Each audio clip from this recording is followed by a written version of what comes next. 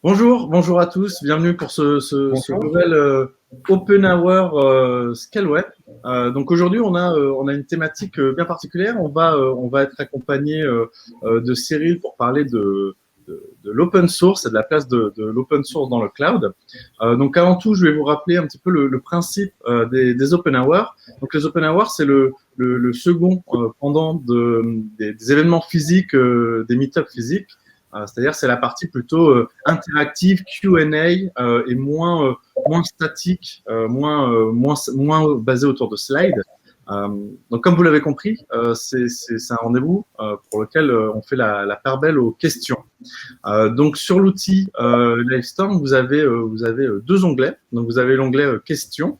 Donc c'est là où je vais vous inviter à demander, à poser toutes les questions qui vous passent par la tête, à essayer de réagir, de répondre à ce que disent nos différents intervenants. C'est ce qui fera un petit peu le succès de cet événement. Vous avez également un onglet sondage dans lequel on a posé quelques questions pour essayer d'apprendre à mieux vous connaître et d'améliorer les événements d'un mois à l'autre. Voilà. Donc, je m'appelle Kevin Messi, je suis PMM chez Scaleway, donc je m'occupe plutôt du marketing produit sur la partie instance, IA, GPU et networking. Et donc, pour commencer, je pense qu'on va faire un tour de table pour que vous sachiez un petit peu qui nous sommes aujourd'hui. Donc, Vincent, je t'en prie. Oui, merci, merci Kevin et bonjour à tous. Donc Vincent Marie, je suis en charge de notre écosystème des partenaires chez Scaleway. Très bien. Cyril, ensuite. Bonjour à tous, donc Cyril Becker, je suis le CTO d'Alterway Cloud Consulting, une agence tech spécialisée dans le cloud public et l'orchestration de conteneurs, principalement en France et en Île-de-France. Parfait, merci Cyril. Et du coup, Rémi. Bien, bonjour à tous, je m'appelle Rémi Léon, je travaille en tant que Cloud Developer Advocate chez Scaleway et j'organise des cours en école d'ingénieurs pour présenter ce que c'est le cloud, comment le contrôler et comment utiliser des outils open source pour être plus productif avec le cloud. Parfait, merci Rémi. Alors pour vous laisser quelques minutes pour commencer à poser des questions dans l'onglet pour amorcer la conversation, je vais tout d'abord demander à Vincent de nous faire une rapide présentation de Scaleway, de qui nous sommes et de comment nous pouvons éventuellement répondre à vos besoins. Oui, bien sûr, avec plaisir. Donc oui, Scaleway, en fait, c'est une entreprise qui s'est donnée pour mission de fournir et d'apporter à ses clients un cloud qui donne et qui a du sens, avec l'ensemble des problématiques que vous pouvez connaître aujourd'hui sur l'infrastructure. On a une approche qui est en fait là pour défier le statu quo. C'est clairement notre mission d'être une alternative et de fournir un écosystème de cloud public basé sur les standards du marché pour faciliter son usage. À ce titre-là, je parle de la compatibilité, par exemple, avec S3, Terraform, orchestrable via Kubernetes, etc.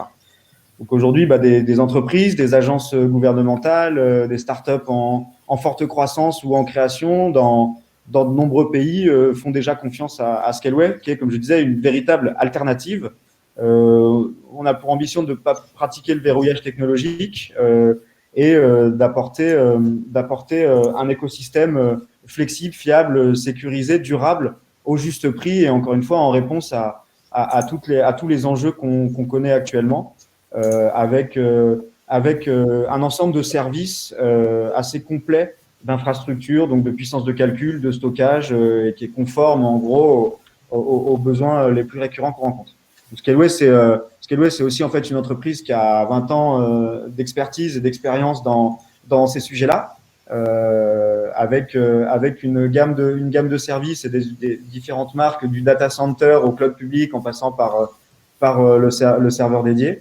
Donc aujourd'hui 350 personnes qui se lèvent tous les jours et œuvrent avec passion pour développer cet écosystème cloud public alternatif en Europe. Voilà, il y a quelques notions que j'ai abordées avec quelques mots-clés qui, je pense, on parlait de verrouillage, standard du marché, etc., qui devraient faire une bonne passe décisive à ce dont on va parler aujourd'hui. Voilà. Tout à fait. Merci Vincent. Et du coup, pour clore le propos liminaire de ces 45 minutes que nous allons passer ensemble, Rémi et Cyril, je vous propose, dans un exercice de transparence,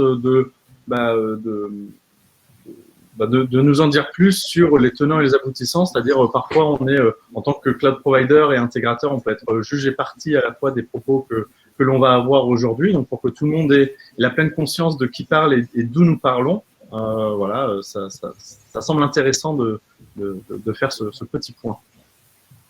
Bah, je peux commencer. Donc, si on devait en fait exposer en quelque sorte ce qu'un cloud provider essaye de défendre et ce qu'un cloud provider essaye de proposer à ses clients, c'est des produits à valeur ajoutée. Mais ces produits à valeur ajoutée, ils peuvent être de plusieurs natures. Ils peuvent être de nature standardisée, donc c'est-à-dire on a la même plateforme, le même appareil qui arrive en fait d'une plateforme à l'autre, d'un vendeur à l'autre, et sans aucune conséquence notable en fait de changement d'un provider à l'autre.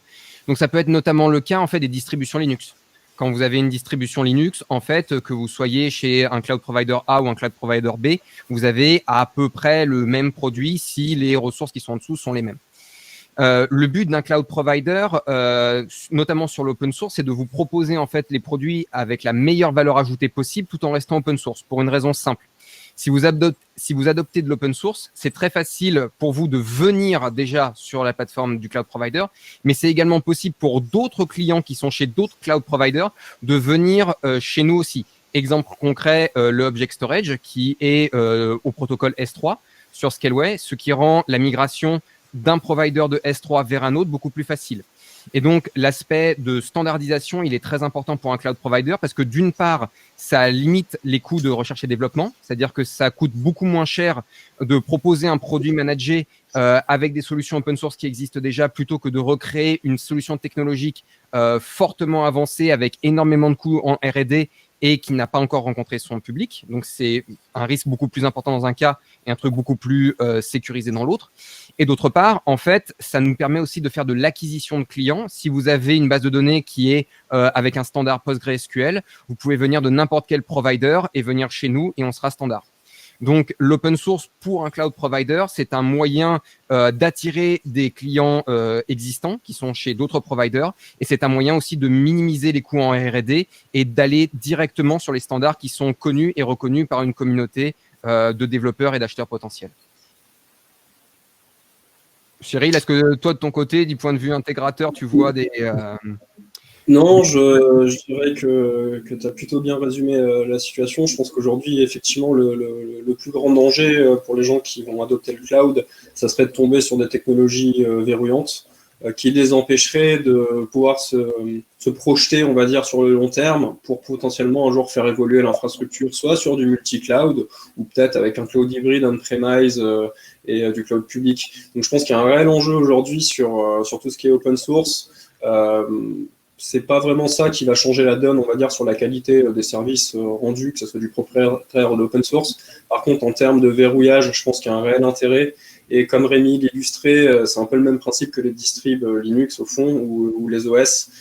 Faire le bon choix aujourd'hui d'une techno, que ce soit un SGBD ou un orchestrateur de conteneurs, partir sur une techno open source qui est disponible chez d'autres acteurs du marché, ça reste quand même plutôt un avantage et la possibilité du jour au lendemain de pourquoi pas fermer la porte à ce fournisseur pour aller chez un autre. Et du coup, peut-être pour compléter et abonder dans ce sens, en fait, on s'est rendu compte dans nos discussions préalables à cette open hour avec Rémi, Cyril et Kevin, qu'il y avait pas mal de termes, il y avait pas mal de termes qui étaient à définir et qui pouvaient se recouper ou apporter son petit lot de confusion. En tout cas, pour les néophytes, le néophyte que je suis, c'est quelque chose qui m'a un peu sauté aux yeux. Est-ce qu'on peut reparler un peu, là, on avait évoqué la différence entre un service managé, le fait d'être locké ou pas locké, et tout ça confronté avec l'open source. Est-ce que l'open source, ça veut forcément dire être anti-lock-in?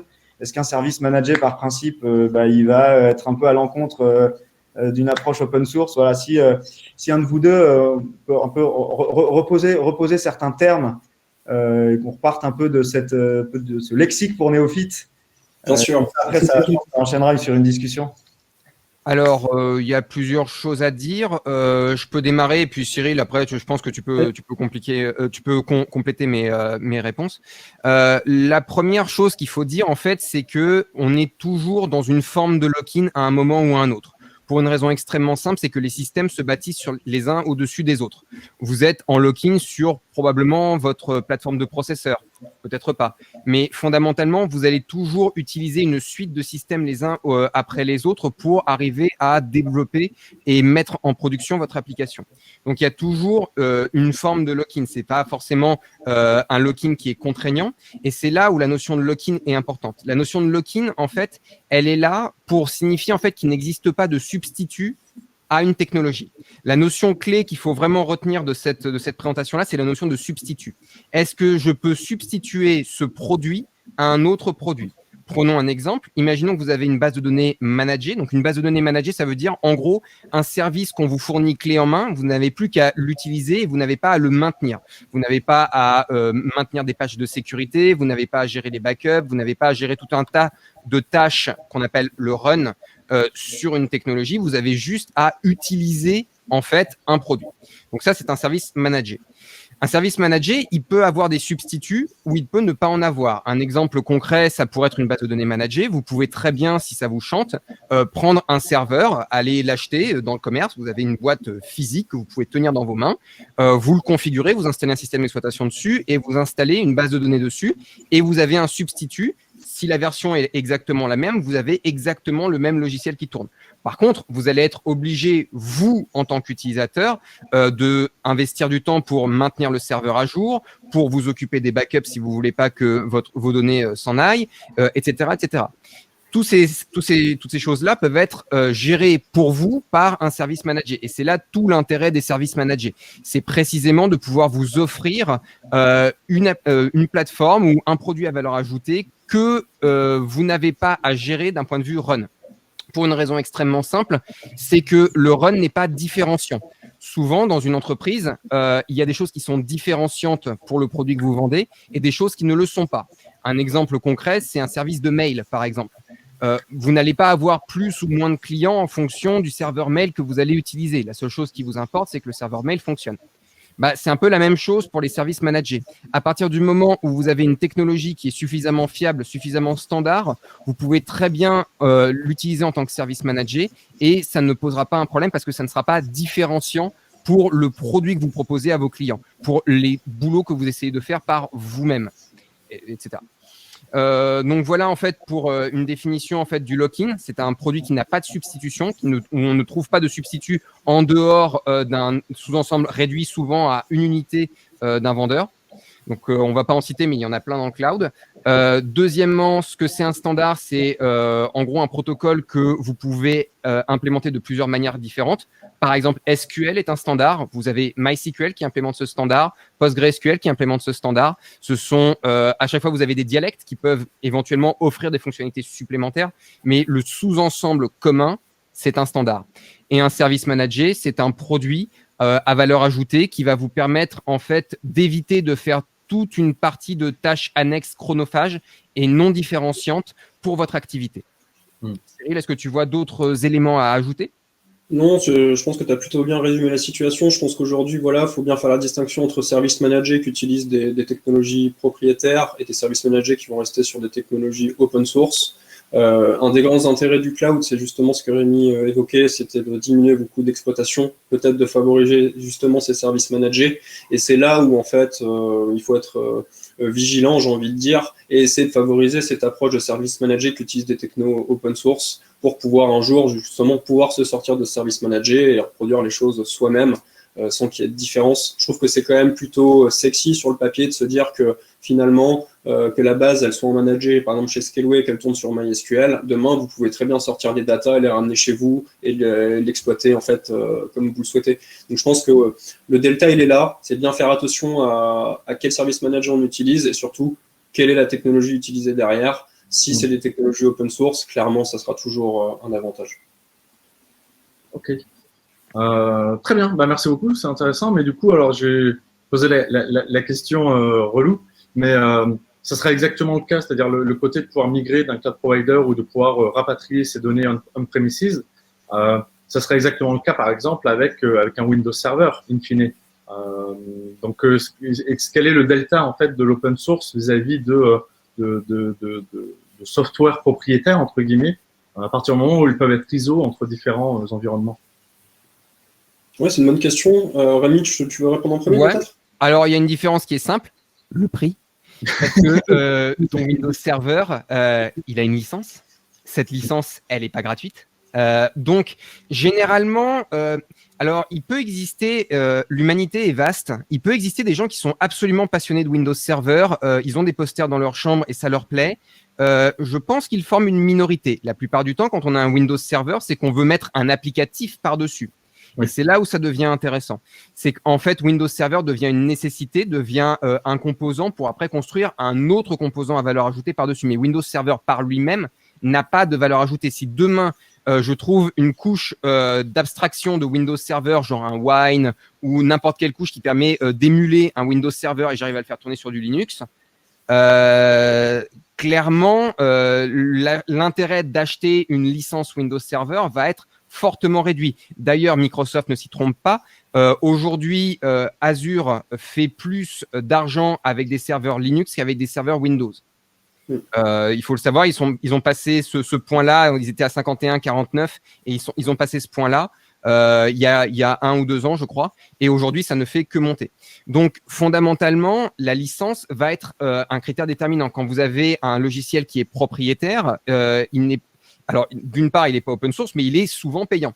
Et le fait qu'il soit payant, en fait, va induire en fait toute une série de coûts, aussi bien pour la maintenance, pour la formation des gens à la maintenance et au débugage de votre application au cas où quelque chose se passe, et qui n'aura pas forcément lieu d'être ou d'intérêt si jamais on utilise, je ne sais pas moi, par exemple, une plateforme .NET. Aujourd'hui, .NET peut fonctionner sous Linux.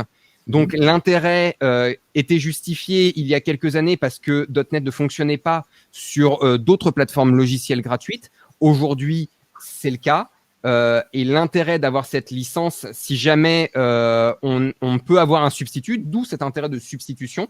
Si on peut trouver un substitut au système d'exploitation sans payer la licence, il y a peut-être des gens passionnés de Windows Server. On n'est pas là pour juger. Hein. Nous, on accepte les gens comme ils sont. Mais dans l'ensemble, je pense qu'ils sont peu nombreux.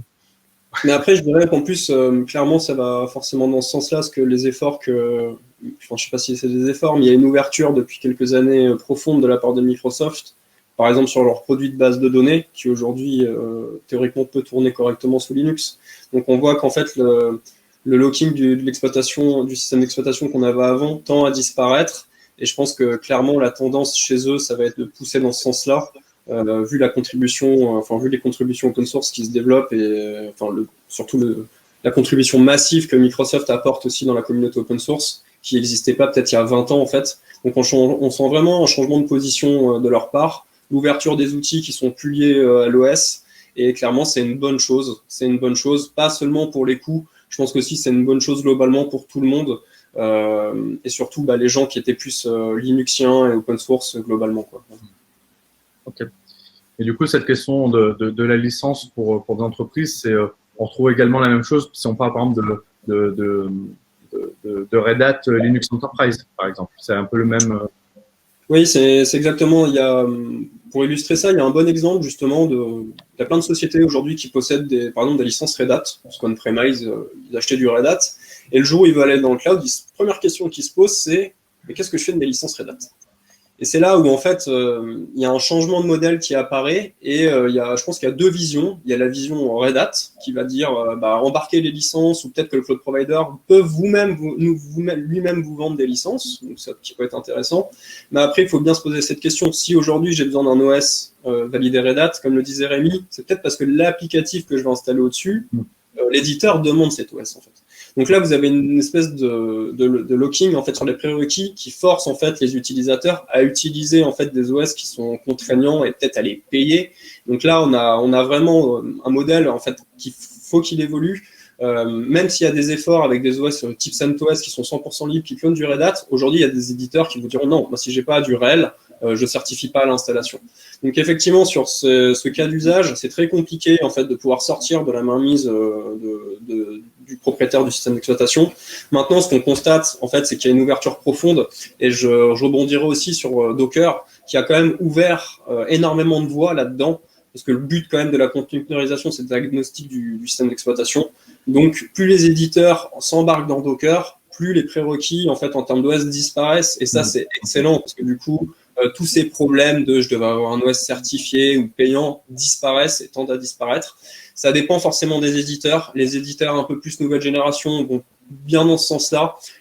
Les éditeurs historiques, j'ai envie de dire, ont plus de mal à aller dans ce sens-là. Il y a un exemple concret, par exemple, ça va être le SGBD d'Oracle, qui est un bon exemple, qui a des gros requirements en termes de système d'exploitation, pardon. Voilà, ça va être très compliqué pour un utilisateur de prétendre installer un SGBD qu'il a payé sur un système d'exploitation libre, parce qu'il ne pourra peut-être pas avoir du support. Maintenant, je pense qu'il y a un effort global des éditeurs qui est en train de se faire, et vu que la containerisation massive a été adoptée, ça tend à disparaître, mais voilà, ça va venir avec le temps, je pense, de plus en plus. Mais je pense que cette liaison en fait au système d'exploitation sous-jacent, elle va disparaître complètement dans les années à venir en fait. Et ok, c'est bien parce que dans vos réponses, on voit vraiment la vision entre les lignes de vos propos. Fournisseur cloud et plutôt côté service et encore plus proche des problématiques clients avec le propos de Cyril.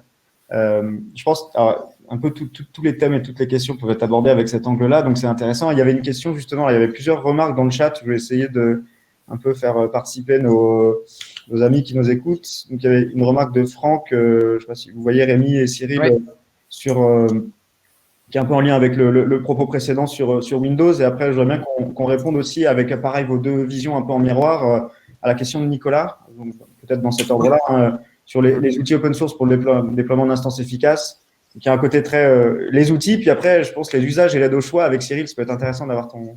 Non, mais c'est une très bonne question que Nicolas a poussée. Je peux me permettre de répondre en premier, Rémi, ça te dérange pas ? Vas-y, Cyril. Alors, c'est une très bonne question. Alors, effectivement, il y a beaucoup de techno aujourd'hui qui vous permettent de provisionner soit des ressources cloud ou de les gérer, de les exploiter. Historiquement, c'était plus des solutions type Chef, Puppet, etc. Là, on est plus dans une mode où clairement la tendance, on va dire, ça reste quand même Terraform. Cette tendance, c'est pas juste une mode parce que c'est sexy et que c'est cool. C'est vraiment qu'aujourd'hui, il y a un réel intérêt en fait d'utiliser Terraform plus que Ansible, par exemple. On va jouer déjà d'une énorme communauté qui travaille sur tous les clouds publics. Donc aujourd'hui, vous allez pouvoir en fait très simplement en fait provisionner des infrastructures chez deux cloud providers différents. Donc je pense qu'il y a un vrai challenge au niveau de Terraform aujourd'hui. Pour faire un comparatif et parler d'un concurrent, par exemple qui est AWS ou qui a son propre langage, enfin son propre outil qui est CloudFormation. Aujourd'hui, la tendance qu'on voit, qu'on constate nous en tant que société de services qui intervenons chez beaucoup de clients, c'est qu'on tend à faire disparaître du CloudFormation qui lock en fait à l'infrastructure, par exemple AWS. Donc aujourd'hui, sur le positionnement des outils, selon moi, le bon choix aujourd'hui, c'est de partir sur Terraform parce que la communauté est énorme et que l'outil, en plus, vient de passer en stable, là, il y a quelques temps. Donc c'est vraiment fort ce qu'ils ont fait. Et je pense qu'en fait, aujourd'hui, le nerf de la guerre, il est là, c'est de choisir le bon outil qui est populaire et qui est suffisamment maintenu par une grosse communauté pour que la situation soit pérenne, on va dire, dans quelques années. Il ne faudrait pas en fait tomber sur un outil qui est peu utilisé ou qui est peu innovant et vous retrouver dans une situation où finalement peut-être que dans un an ou dans un an et demi, vous allez avoir du mal en fait à suivre l'innovation des concurrents et ce qui va vous ralentir en fait. Typiquement, j'ai illustré ça par CloudFormation. Si demain vous êtes sur une infrastructure AWS et que vous faites que du CloudFormation, si un jour vous en avez marre et que vous voulez mettre la moitié de l'infra chez Scaleway, clairement, il va falloir tous retaper sur Ansible ou Terraform, ça va pas être super sympa. Faire le bon choix de l'outil à la base, avant de se lancer dans le cloud, c'est gagner énormément de temps dans le futur et c'est surtout aussi avoir l'occasion de bien industrialiser son travail pour bien l'automatiser et finalement maîtriser pleinement sa plateforme. Je pense que ce qui est important avec ces outils, c'est effectivement l'automatisation, etc., mais aussi la notion de maîtrise et pouvoir maîtriser à l'instant T son infrastructure. C'est quand même génial, ça permet de dormir sereinement la nuit et surtout d'être à l'abri d'une erreur ou d'un problème qui pourrait survenir n'importe quel moment. Alors, j'abonde complètement dans le sens de Cyril. Alors, petit exposé de conflit d'intérêts. Je suis mainteneur du provider Terraform pour Scaleway, donc je suis peut-être un peu biaisé sur cette réponse-là. Mais très clairement, Terraform est un outil absolument exceptionnel pour plusieurs raisons. La première, c'est qu'ils ont pris le parti pris d'emblée d'être multi-cloud. Là où plein de gens vous vendent du multi-cloud, Terraform a une approche qui, je trouve, est crédible et pragmatique. Vous avez un code qui tourne sur un provider A, un code qui fonctionne sur un provider B. Le code de A n'est pas compatible avec le code de B, bien évidemment, puisque c'est des providers différents, des produits différents, des catalogues différents, des attributs différents. Aucune chance que ça fonctionne sans avoir une couche d'abstraction qui est commune. Donc, très clairement, Terraform, ils ont dit d'emblée, vous aurez une description de service qui est proposée par le provider, mais par contre, vous avez le même langage et le même outil. Et c'est là la véritable puissance de Terraform, c'est que vous êtes capable de combiner en fait des ressources qui viennent de providers différents, mais à travers le langage de Terraform, d'injecter des valeurs en fait une ressource dans une autre pour pouvoir efficacement créer les plateformes dont vous avez besoin. Et donc, maintenant qu'ils sont passés en stable et maintenant que ce modèle multi-cloud a clairement fait ses preuves, j'ai beaucoup de mal à voir des alternatives là-dessus. La seule alternative que j'aurais pu voir, c'est ce que pouvaient proposer des gens comme Pulumi, avec un langage en fait qui est juste un langage générique, genre JavaScript ou Python, et pas le langage HCL qui est le langage des produits HashiCorp, mais de Terraform en particulier. Cependant, avec la sortie récente de CDK pour Terraform, en fait, il devient possible en fait d'utiliser des bindings dans un langage et d'utiliser le provider Terraform pour après implémenter les ressources que l'on souhaite. Donc aujourd'hui, très clairement, je pense que Terraform est en bonne passe de gagner complètement ce sujet-là. Ils vont pas gagner sur tout. Ansible est quand même pertinent pour configurer des appareils réseau, pour configurer des machines et les provisionner. Donc ça, c'est plutôt le précaré de Ansible, et Terraform et Ansible ont des buts complémentaires. Mais pour ce qui est d'offrir un écosystème avec des providers clairement définis, oui, pour moi, c'est Terraform, et il n'y a pas l'ombre d'un doute là-dessus. Ouais, pour rebondir sur ce que tu disais, Rémi, je pense que voilà, cette question, il faut bien l'étudier avant de se lancer. Il faut pas en fait y aller rapidement en se disant c'est pas grave, je vais déployer ma première infrastructure et je verrai après finalement pour comment industrialiser ça. C'est un piège en fait que beaucoup de gens font. Généralement, ce qui se passe, c'est si vous faites les choses à la main, jamais vous les réindustrialiserez derrière, vous réinstallerez les choses dans le futur en fait. Donc faire le bon choix d'outils aujourd'hui, c'est important. Et comme le disait Rémi, en fait, je pense qu'aujourd'hui, l'élément déterminant, ça va être la force de la communauté derrière l'outil. Et c'est comme ça sur plein de sujets, même l'orchestration de conteneurs. Enfin, il y a des standards en fait qui poussent. Peut-être que plus tard, il y aura un nouvel outil qui va sortir, mais je pense qu'aujourd'hui, comme le disait Rémi, ils ont gagné cette bataille et aujourd'hui, ils n'ont plus rien à prouver. Donc, avant qu'il y ait un nouveau challenger qui apparaisse sur le marché, théoriquement, il va avoir encore énormément de travaux et Terraform va tout le temps évoluer et c'est plutôt bien. Parfait, bon, merci, c'était très complet. Apparemment, c'est bon. Du coup, je suis pas sûr si la question de Franck sur le .NET. La question de Franck, on peut y répondre de manière assez simple. C'est-à-dire que la valeur ajoutée aujourd'hui n'est plus dans le kernel, de manière très simple. C'est-à-dire que si aujourd'hui Linux est capable de faire tourner Windows, de faire tourner les appels système de Windows et est capable complètement d'émuler tous les appels système que l'environnement Windows a besoin, pourquoi maintenir un Win32 avec un tout petit nombre d'acteurs qui sont capables de le maintenir, à l'inverse de Linux qui a une énorme communauté? Le seul bémol que je verrais à cette approche-là, c'est les drivers. Le seul bémol que je verrais à cette approche-là, c'est que un driver, ça coûte énormément de temps à développer. Pas sûr que les vendeurs de matos aient envie de réimplémenter les drivers. Donc, moi, ça serait le seul bémol que j'aurais. C'est la performance des drivers sur du matos qui est existant. Mais ça ne me surprendrait pas que de mon vivant, Windows ait un kernel Linux. Aujourd'hui, il a Windows Sub Linux 2, mais à terme, que ça soit le noyau Linux qui soit le kernel pour à peu près tous les systèmes d'exploitation du monde, ça ne me choquerait pas de le voir de mon vivant. Ça ne me choquerait pas. Ok. Ouais. Merci. Alors effectivement, Franck, ouais, j'ai bien vu que c'était pas exactement totalement une question. C'est pour ça que je l'ai posé en étant dans un abysse de doute. Ok, alors je crois qu'on a un peu fait le tour des questions, donc n'hésitez pas, hein, surtout. Ah non, Il y a une pardon. question de Stéphane, il me semble. Ouais, t'as raison. Une solution open pour déployer des images Docker vers des devices IoT sans adresse IP publique, Terraform le fait. Alors, Terraform peut le faire, puisque Terraform peut exécuter du code arbitraire qui va envoyer des requêtes en HTTP arbitraires à des destinations arbitraires. Donc, tout peut être fait avec cette approche-là. Ceci étant dit, si on est dans une approche conteneur, je pense que ça a beaucoup plus de sens de faire tourner un contrôleur sur les devices qui vont pooler des images au fur et à mesure, un peu comme ce que ferait un kubelet. Dans un déploiement Kubernetes, vous avez un kubelet en fait qui va en permanence observer le API serveur et dès qu'il va observer qu'il y a une nouvelle version de l'applicatif qui doit faire tourner, récupérer l'image et la lancer en local. Je pense que dans ce cas de figure-là, il me semble beaucoup plus opportun de regarder du côté des technologies de Kubernetes et KubeEdge, par exemple, plutôt que du côté de Terraform. Pour une raison extrêmement simple, c'est que Terraform repose quand même sur un état. Cet état, il a tendance à être très mobile dans le temps, notamment dans de l'IoT, où c'est facile d'avoir des devices qui vont et qui viennent. Donc, je pense qu'il serait complètement à propos de gérer cet état du système dans un système qui est complètement conçu pour, et Kubernetes me paraît adapté.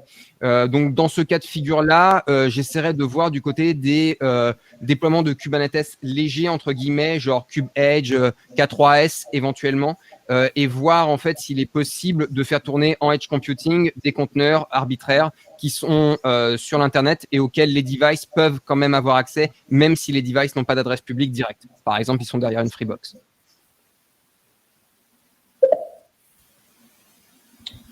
Sur ce, ok, merci, merci Rémi. Est-ce que je ne sais pas si Cyril, il y a quelque chose à compléter sur ce type de Non, je pense que Rémi a très bien illustré en fait les choses. Après, comme il vient de l'évoquer, je pense qu'aujourd'hui, surtout pour l'IoT, il évoquait par exemple K3S, qui est une distribution Kubernetes très légère. Clairement, l'approche plutôt de venir synchroniser depuis Kube les choses plutôt que les pousser vers les beaux systèmes IoT, je pense que c'est la bonne approche aujourd'hui et c'est ce qu'on voit sur les systèmes Edge, donc les distributions Kubernetes qui ont commencé à apparaître sur le marché, qui sont légères ou dédiées au Edge Computing. Justement, leur rôle, c'est un peu de répondre à ces problématiques et de se décharger en fait de devoir gérer ces choses-là en s'y connectant, en mettant à jour les images Docker. Un peu comme ce que disait Rémi, en fait, c'est un peu le même principe de la kubelet. Là, plutôt, vous allez avoir un composant qui surveille ce qui se passe et s'il y a une nouvelle image, il va potentiellement la tirer pour la mettre automatiquement en service. Donc, vous avez un système qui est beaucoup plus dynamique et que vous n'avez pas à contrôler et qui se gère automatiquement lui-même. Donc, je pense que c'est certainement ça qui va, l'IoT, je pense que c'est ça aussi qui va probablement booster justement tout ce qui est distribution Kubernetes, parce que cette approche avec les milliers d'équipements à gérer, elle me paraît super pertinente et surtout optimale en termes de performance, quoi. Alors, il y a une nouvelle question de Franck et je t'inviterai à aller poser cette question-là sur le Slack Community pour une raison très simple, c'est qu'on a une équipe absolument exceptionnelle sur le Slack Community avec Patrick, Jérémy, Benoît, Emmanuel et plein d'autres. Donc, je t'invite vraiment à aller sur slack.scaleway.com et tu vas sur le channel K8S et généralement, Patrick ou Jérémy ou quelqu'un te répondra en moins de 2 minutes et moins d'1 minute s'ils sont pas en train de manger. Donc voilà, n'hésite pas à y aller. La communauté est très sympathique, très nombreuse et je pense que sur ces problèmes d'autoscaling, ça doit être en fait une configuration particulière en fait pour que l'autoscaler se déclenche. Je t'invite à aller les voir directement, ils te donneront beaucoup plus de renseignements que moi. Et vu qu'on parle justement de capsules, je pense qu'il y a un bon sujet justement, parce que là on parle d'orchestrateur et on parlait d'open source tout à l'heure et je pense que voilà, là on a un exemple clairement d'un produit qui est standardisé, qui est disponible chez tout le monde.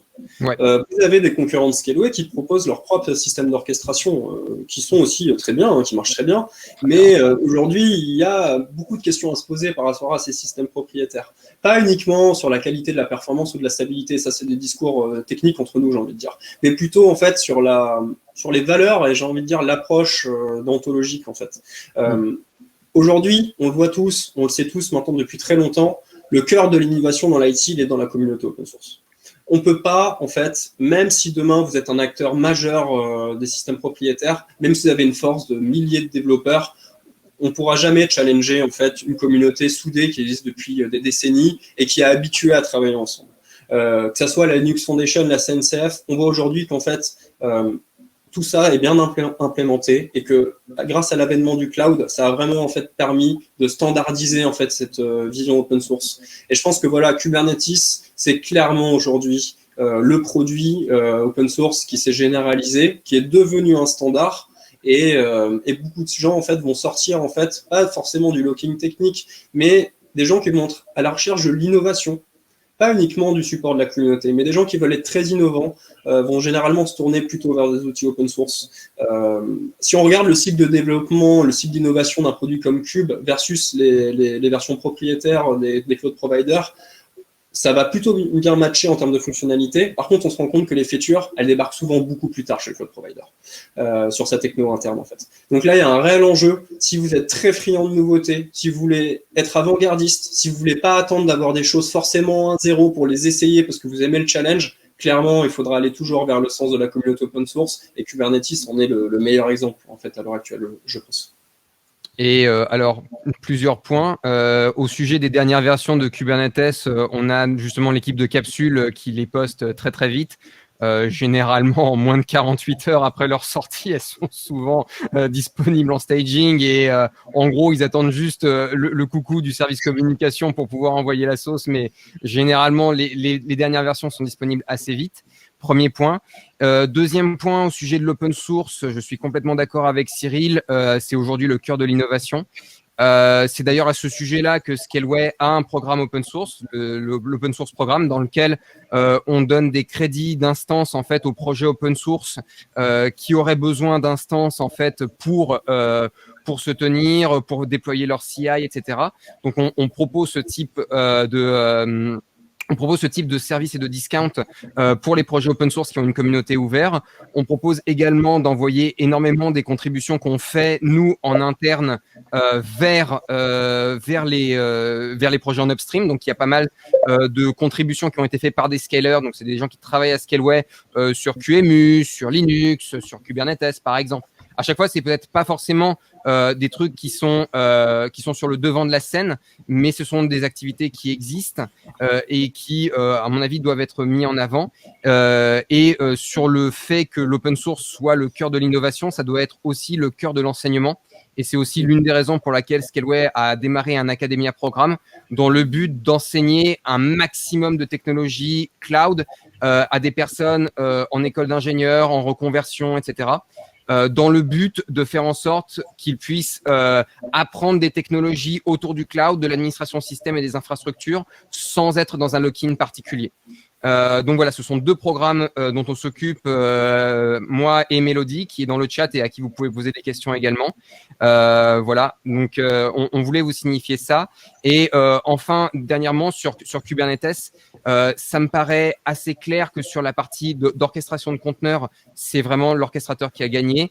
Aujourd'hui, la plupart des technologies qui se déploient, même on-premise ou en managé, se déploient sur du Kubernetes.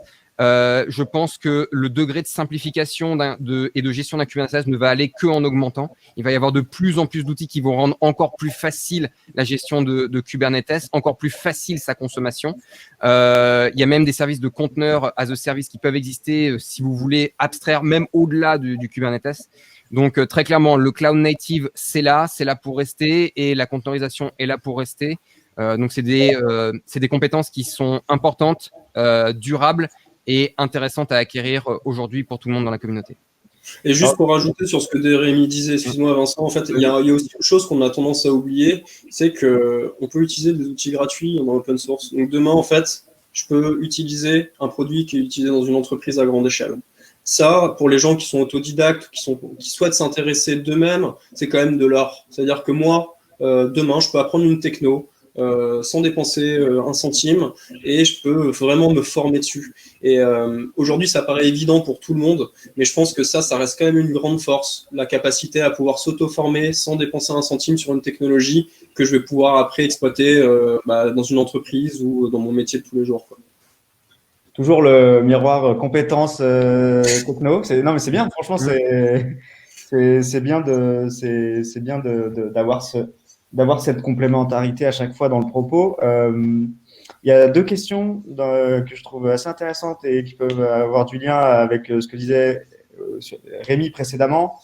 Une question de Nicolas, puis après une question de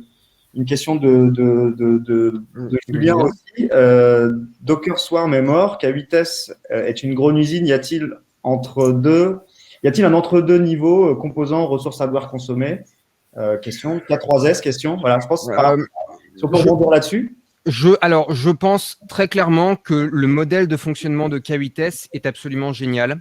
Je pense que le fait d'être dans un paradigme déclaratif, c'est-à-dire que je déclare ce que je veux dans un point centralisé et après, il y a des contrôleurs qui vont travailler en permanence pour faire advenir ça. Je pense que c'est vraiment la bonne solution. Ça me paraît être une solution scalable. C'est la base de la cybernétique, c'est la base de la théorie du contrôle, c'est la base des thermostats, c'est la base des systèmes d'autopilotage. Donc, je pense que les fondations intellectuelles, conceptuelles de Kubernetes sont très bonnes. Après, on peut négocier sur l'aspect consommation, on peut négocier sur l'aspect est-ce qu'un ETCD ça coûte cher, est-ce que telle ou telle technologie sont un peu bloated. On peut discuter sur ces sujets-là. Mon point de vue, c'est que c'est bien qu'il y ait de la concurrence. C'est bien que K8S ne soit pas la seule proposition, qu'il y ait d'autres propositions, genre K3S, en fait, qui proposent des compromis différents, avec des API qui sont très similaires, mais avec des choix différents, un peu comme il y aurait un Alpine, une Ubuntu, une Debian. Je pense que c'est bien qu'il y ait de la concurrence parce que ça permet de favoriser de l'innovation. Ça permet de rebondir aussi sur une question que j'ai vue dans le chat, une question de Nathan sur l'uniformisation des OS. Je pense qu'on n'aura pas d'uniformisation des OS pour une raison extrêmement simple, c'est qu'il est très facile de créer un OS. C'est qu'à partir du moment où il est très facile d'en créer un, tu auras toujours un espèce de vivier plus ou moins gros, mais tu auras toujours un vivier de gens qui pourront créer leur propre OS, qui pourront le personnaliser eux-mêmes.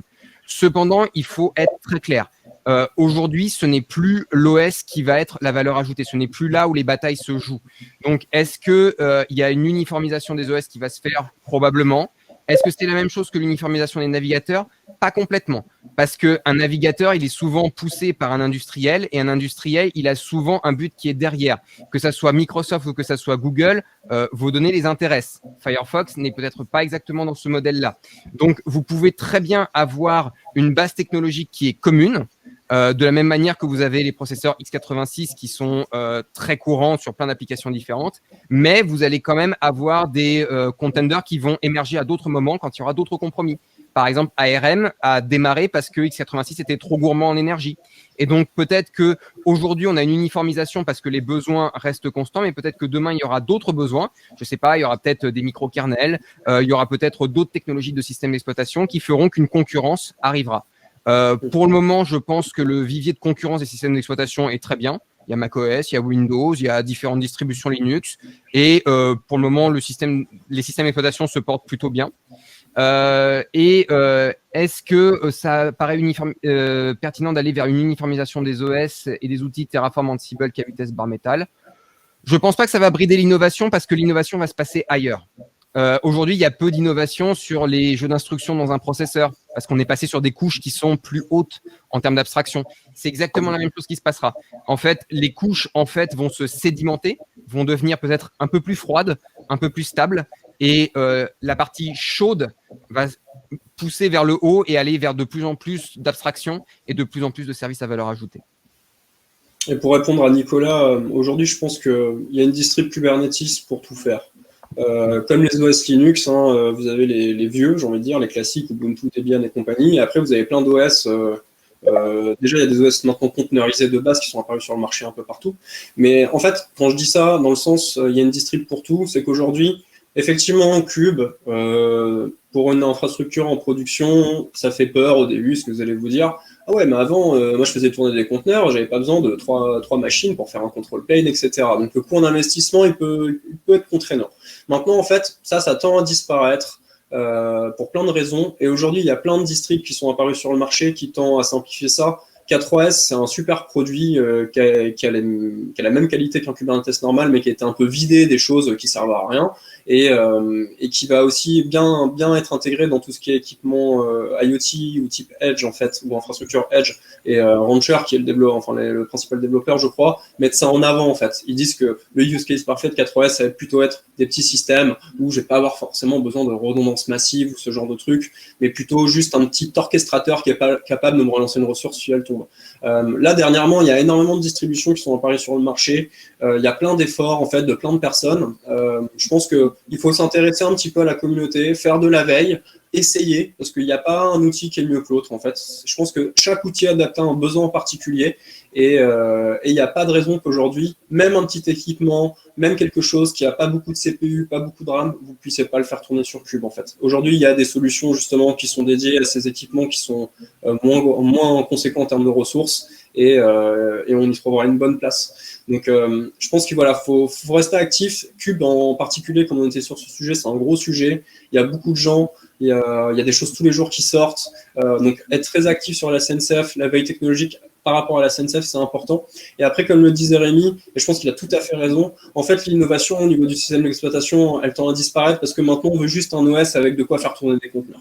Donc, finalement, le modèle idéal, selon moi, en fait, c'est de consommer des OS que je customise pas, où je vais pas installer d'user, où je vais pas installer de paquets, mais juste lance une machine avec Containerd ou Docker, et à partir de là, je peux travailler, en fait. Peu importe le système, que ce soit une Ubuntu, une Debian, même une RHEL, en fait, peu importe. Si je suis dans ce cadre-là et que j'ai bien compris, en fait, cet intérêt, finalement, l'OS, je m'en fous un peu, en fait, tant qu'il me permet de faire tourner mes conteneurs au-dessus, quoi. Merci Cyril. Alors, je suis désolé, je vais faire un peu le rabat-joie, mais ça fait 47 minutes. Donc, comme il y en a qui reprennent à 14 heures, on va essayer de garder un peu le format.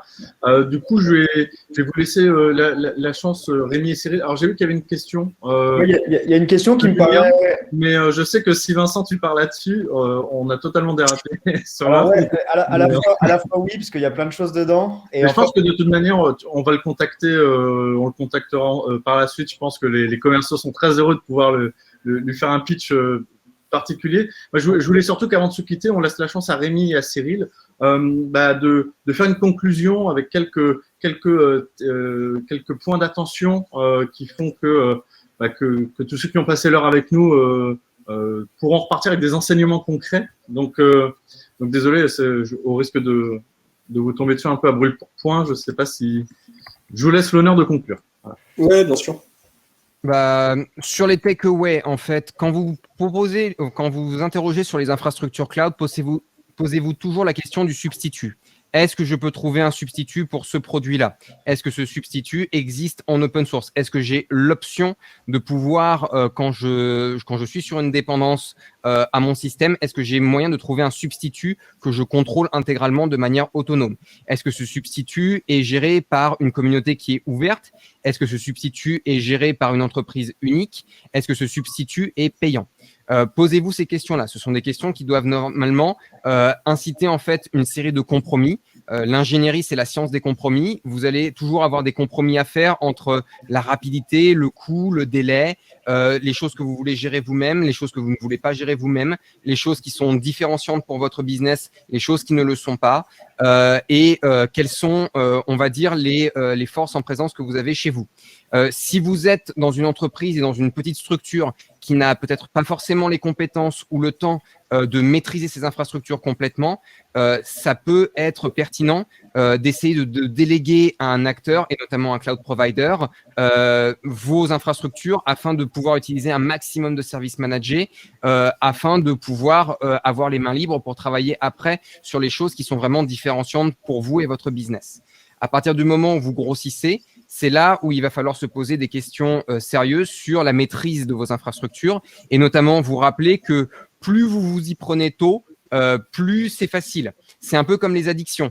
Si vous êtes addict au service managé à très forte valeur ajoutée, complètement propriétaire, au moment où vous allez devoir faire un sevrage parce que la facture va être trop grosse, le sevrage va être violent. La cure de désintox va être très violente. Donc, encore une fois, on est libre, on est des adultes consentants, on prend les choix, on prend nos responsabilités. Mais quand vous allez vers ce type de services qui n'ont pas de substitut, posez-vous toujours la question, si demain ça triple en termes d'usage et de facture, je fais quoi? Et je suis persuadé que Cyril pourra enchaîner sur cet exemple-là et vous donner plein d'exemples et de désintox particulièrement sales. Non, c'est un bon exemple. Je ne vais pas citer en particulier de qui je parle, mais vous avez un moteur NoSQL qui est très populaire chez un cloud provider américain, qui est un peu, on va dire, le standard chez lui. Donc, dans tous les tutos, dans la doc, vous verrez que vous parlez toujours de ce moteur NoSQL. C'est un bon produit, il n'y a pas de problème, il est très performant. Mais il y a deux aspects. Donc, le premier, c'est l'aspect technologique. Est-ce que moi, je peux voir qu'est-ce qui se passe sous le moteur? Pas trop. Donc déjà, c'est un peu ennuyant si je veux commencer à reproduire les choses chez moi, sur mon PC portable ou sur mon infra on-prem. Donc ça, c'est chiant. Et le deuxième facteur, c'est le coût, comme venait de dire Rémi. Aujourd'hui, quand vous utilisez un produit managé, en particulier qui est propriétaire ou qui n'est pas open source, vous n'avez pas d'assurance que le cloud provider peut revoir son coût. Ça peut être un vrai piège en fait. Et connaissant en fait les changements de position sur la tarification des cloud providers qu'il y a eu ces dernières années, demain, si vous hébergez une API avec ce moteur de base de données NoSQL et que demain le prix de chaque requête passe à plus 25%, ça risque de vous faire très très très très mal. Du coup, pour revenir sur ce que disait Rémi, je pense qu'il faut se poser une simple question, c'est est-ce que en interne, j'ai la capacité technique de faire les choses moi-même?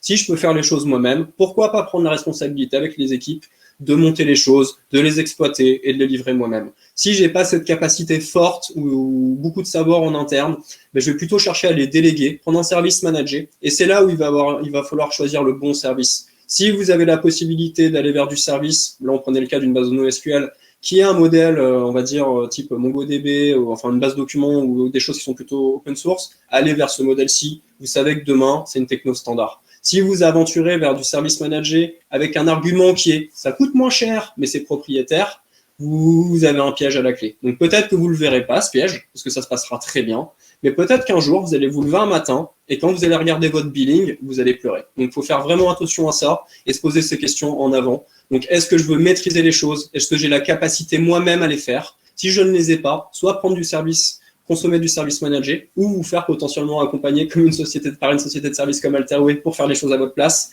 Mais attention au service managé choisi si vous souhaitez faire les choses vous-même. C'est très important de toujours rester sur les choses les plus standards. Et généralement, le constat, il est le suivant. Les choses standards, c'est les choses qui viennent de la communauté open source.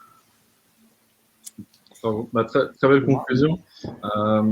Alors, du coup, juste pour reboucler, je sais qu'il y a encore beaucoup de questions, on aimerait pouvoir continuer. N'hésitez pas, donc comme l'a très bien dit Rémi, on a le Slack Community. Donc, si vous voulez poser des questions à Rémi, à Vincent, directement aux équipes qui s'occupent de tel ou tel produit, n'hésitez pas, c'est vraiment fait pour ça.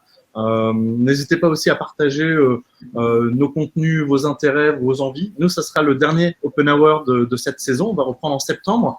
Donc, de la même manière, si vous voulez qu'on change un peu la formule, qu'on évoque certains sujets particuliers, on a besoin de votre feedback. Donc, n'hésitez pas à nous en faire part. Voilà, ce lien, cette vidéo, comme toutes les vidéos, comme tous les Open Hours, sera disponible dès le lendemain sur YouTube.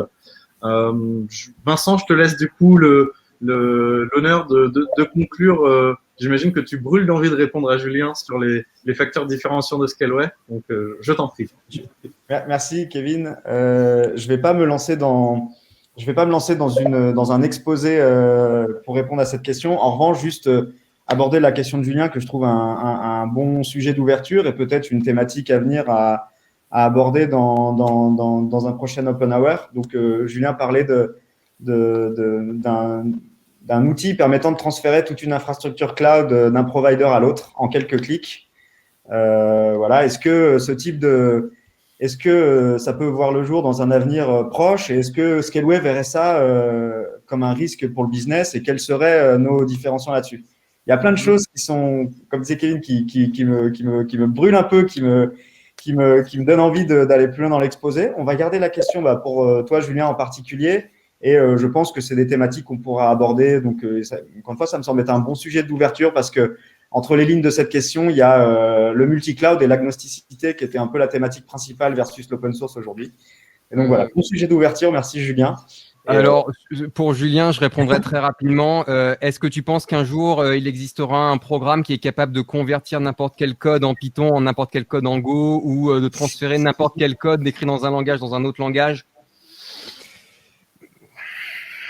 Je retiens pas mon souffle. Et surtout, qui le maintiendrait? Parce que qui va se charger de la maintenance après de chaque cloud provider qui aurait strictement aucun intérêt à avoir cette maintenance-là qui est faite et de savoir, en fait, ce catalogue-là, il est incompatible avec cet autre catalogue-là. Je suis assez sceptique. J'ai un esprit ouvert comme garçon, mais là, je suis quand même assez sceptique. Hein. Bien. Très bien. Bon, je vois que ça y est, les langues se délient, les questions continuent de se multiplier. Allez, s'il nous reste 4 minutes, si on est gourmand, peut-être du coup les outils des backups, je pense que il y en a beaucoup. Est-ce que quelqu'un a des préférences? Ouais, il y a justement, en fait, on parlait de Kubernetes tout à l'heure, et c'est une question que beaucoup de gens vont se poser. Bah ouais, mais comment je fais mes backups? Comment je peux externaliser mes backups autre part? Et là, on voit encore un exemple. Produit super innovant, grosse communauté. Aujourd'hui, il y a un éditeur l'éditeur de la plus grosse ferme d'hypervision qui propose une solution de backup en fait gratuite pour Kubernetes multi-cloud qui permet d'exporter sur un object storage. Donc typiquement, vous prenez un object storage chez Scaleway, vous pouvez sauvegarder un cluster EKS chez AWS et vice-versa. Un cluster Amazon, vous pouvez le sauvegarder chez Scaleway. Donc là, on sent encore une fois l'ouverture et avec des technos de conteneurs comme Kube, on voit qu'en fait, c'est complètement agnostique en fait. Cool. Bon, bah, merci. Je pense que c'est le moment. C'est le moment de nous quitter. Merci d'avoir été si nombreux pour ce rendez-vous qui était un petit peu décalé parce que d'habitude on se cale sur tous les premiers mercredis du mois, mais du coup on se retrouve le premier mercredi de septembre. Encore une fois, n'hésitez pas à nous partager vos besoins, vos envies, vos questions. Vous avez une multitude de canaux pour le faire. Rémi, merci beaucoup. Cyril, merci pour ta présence et ton engagement. Et je pense que c'est rassurant aussi pour nos clients de savoir qu'on est entouré par des partenaires qui sont honnêtes, qui sont transparents et qui sont de très bons conseils. Donc voilà, j'espère que ça fera prendre conscience, en tout cas à certains de nos clients, que le surcoût entre guillemets d'ajouter un intégrateur, ça a une réelle plus-value au bout du compte et c'est comme une assurance. Parfois on s'en rend compte quand il est trop tard, donc mieux vaut anticiper les choses. Et merci Vincent, du coup, qui a porté à bout de bras tout cet événement ces dernières semaines. Donc voilà, je vous souhaite une bonne journée et à la prochaine. Merci à tous. Au revoir. Merci à tous, prenez soin de vous. Ciao.